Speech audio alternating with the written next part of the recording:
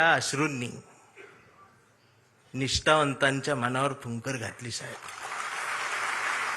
ह्यो जो तुम्ही संस्कार दिला, हा संस्कार फक्त शिवसैनिकांसाठी नाही, या आमच्या पिढीतल्या येणाऱ्या कितीतरी पिढ्यांना तुमच्या डोळ्यातले अश्रू खूप काही शिकवून जातील.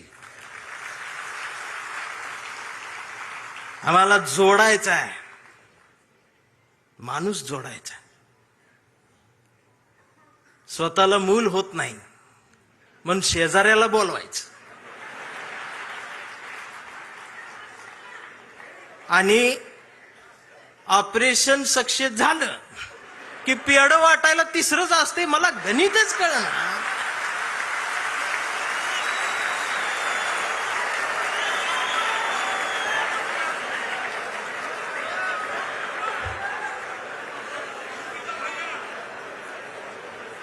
आमच्या अंबादास दानवे साहेब आहेत. माणसं जोडा. शिवसैनिक, भीम सैनिक, मान सैनिक, मराठी सैनिक, हिंदी सैनिक, ही सगळी एकत्रित या मातीला गरज आहे स्वाभिमानाची. मी आता पण इथं मिळालो नसतो, मला तिकडं बोलवलं होतं इंग्लंडला.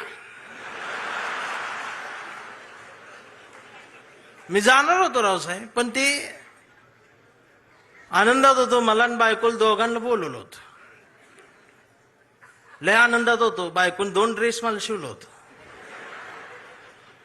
आणि ते काय केम्ब्रिजला बोलवलं होतं. ती बायको आमची युट्यूबला रोज केम्ब्रिज टाकून बघायची. ती मला दाखवायची, इथं चहा घेऊ, इथं कॉफी. म्हटलं तू लिहून ठेव, गेल्यावर करू. मी इतका आनंदात होतो, त्या कडूनची भांडणं लागली. कुणाची? अमेरिका, इस्रायल आणि ती इराण.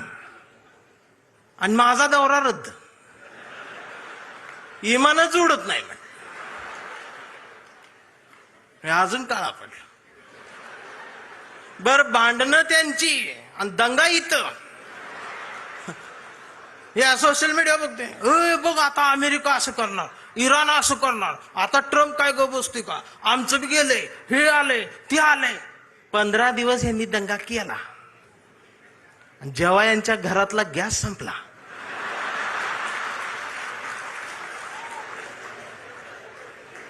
त्यावेळेला बीकॉम झालेली बायको पहिल्यांदाच चुलीजवळ आली.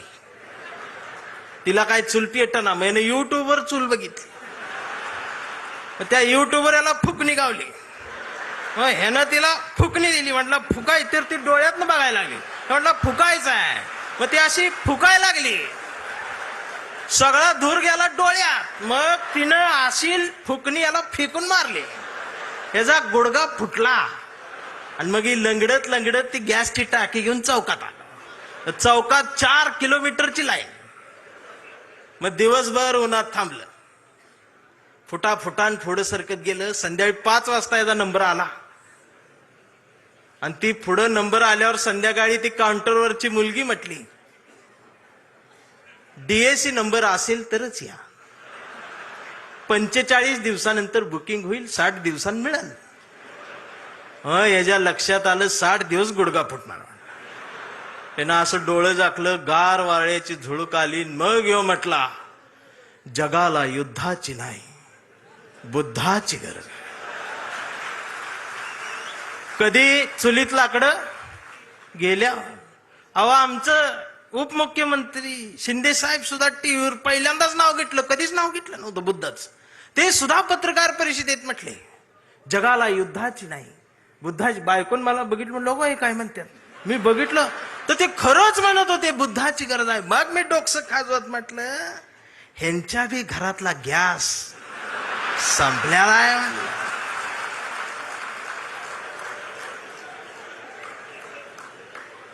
साधना आहे. अहो, काय चाललंय काय आमचं, आम्ही काय घ्यायला पाहिजे. आम्हाला चांगल्याच्या मागे जाता येत नाही. राऊत साहेबांचं काल शब्द इकडे तिकडे झालं, लगेच अश्लील बोलले, हे म्हणले, ते हे फेक अकाउंट काढून ठेवलेत तुम्ही. ती अकाउंट देशपांडे नावानं आणि शिव्या आई बहिणीवर ना. हे देशपांड्यांचा अपमान नाही का महाराष्ट्रात? ही जी जमात वाढवून ठेवल्या ना तुम्ही सत्तेसाठी, ही एक दिवस तुमच्या घरातल्या अब्रूला हात घालल ना, त्यावेळेला तुम्हाला आमच्या आठवणी येतील. खराच प्रकरण ज्यावेळी टीव्हीवर आलं, महाराष्ट्र हादरला, त्यावेळेला महाराष्ट्राच्या मनात नाही तर अख्ख्या देशाच्या मनात एकच नाव आलं, डॉक्टर नरेंद्र दाभोळकर. खऱ्यापणाने लढणारी माणसं महाराष्ट्रात तेव्हाही होती, आजही आहेत, उद्याही असतील. आणि शिवसेना कायम खऱ्या माणसांसोबत मैदानात आहे, ती उद्याही राहणार आहे, ही संपणार नाही. फक्त माझी विनंती आहे, मला दिसते बरं का, मला काय भविष्य कळत नाही, पण मला दिसते की लवकरच तुम्ही बी सत्तेत आहे. फक्त माझी विनंती साहेब एवढीच आहे, जेवढी गेले ती त्यातलं परत यायला बघत्याल, अजिबात नाही घ्यायची.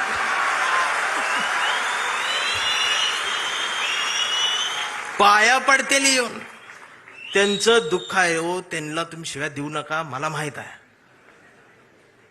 दररोज उद्घाटन करतात, दररोज सत्कार करतात, पण घरी गेल्यावर दार लावून रडतात. हे मग तर मलाच माहित आहे, दार लावून साहेबांचं नाव घेऊन रडतात. मी म्हणतोय त्यांना, मी येऊ खांदा द्यायला, नको.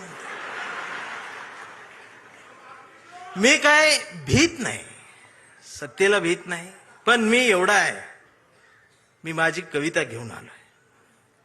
पाखरांच्या चोची मधला घास व्हावी कविता, पहिला आणि शेवटचा श्वास व्हावी कविता, कोसळावेत थेंब भुईत मातीचा वास व्हावी कविता, उगवावा पिंपळ एक प्रवास व्हावी कविता, त्याच पिंपळाच्या सावलीला मानवतेचे गीत गाणारी बुद्ध व्हावी कविता, मी करावे पाखरांच्या हवाली तिला मग शुद्ध व्हावी कविता, हिंदूंच्या कंठामध्ये सलाम अलिकम सलाम व्हावी कविता, मुस्लिमांच्या भाळावरचा नाम व्हावी कविता, मंदिर मस्जिद बांधणाऱ्यांच्या कपाळाचा घाम व्हावी कविता, इंद्रायणीत तरलेला तुकाराम व्हावी कविता, आणि या देशाच्या मातीत विज्ञान पेरणारे अब्दुल कलाम ही व्हावी कविता.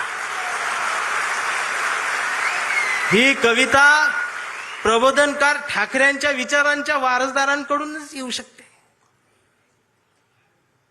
आमच्या लक्षात येत नाही, आम्ही कुणाजवळ जाऊन बसावं आणि कुठून उठून जावं, ह्याला ज्याला जमलं त्यालाच आयुष्य कळलं. जाणारच आहे ना एकदा तरी, काय राहणार आहे तुमचं? अख्ख्या महाराष्ट्राच्या मनावर राज्य करणारा, हृदयाच्या कप्प्यात बंद झालेला आमचा अजितदादा सारखा नेता अचानक गेलाच ना. काय नेलं सोबत? आणि दादा गेल्या दिवशी दुसऱ्या दिवशी कुटुंब शपथा घेत होतं मंत्रीपदाच्या. हा विनोद नाही, हा विनोद नाही, ही वेदना आहे, पर्याय नाही. काय राहते आमचं? आज कितीतरी अधिकारी भ्रष्टाचारात हे आहेत ते आहेत. समोर एखादं वंचित पिचलेलं येतं ना, त्याच्यासाठी कुणाचाच फोन येत नाही, त्याच्यासाठी कुणीच फोन करत नाही, त्याच्यासाठी कुणीच दबाव टाकत नाही. जर अधिकाऱ्यांनो तुम्ही फक्त त्याला बसवून पाणी प्यायला दिलं आणि कुणाचाच फोन न येतात जर त्याचं काम केलं ना, तर संध्याकाळी स्वाभिमानाची झोप लागते. याचा विसर पडला म्हणून बाळासाहेब ठाकरेंना कुंचला सोडून हे बोट उचलावं लागलं. प्रत्येक काळात बाळासाहेब कुठे येणार आहेत? त्यांचे विचार आहेत, आम्हाला ते घ्यायचं आहे. 40-50 वर्षापूर्वीचा जो शिवसैनिकाचा दरारा होता ना, तो दरारा पाहिजे मला परत मुंबईत आल्यावर. आवाज पाहिजे, त्याची नजर पाहिजे. छत्रपती शिवाजी महाराज, त्यांचं नाव घेऊन राजकारण, किती उंचीचा पुतळा, यावर तुमचं प्रेम. नाही हे वर्ष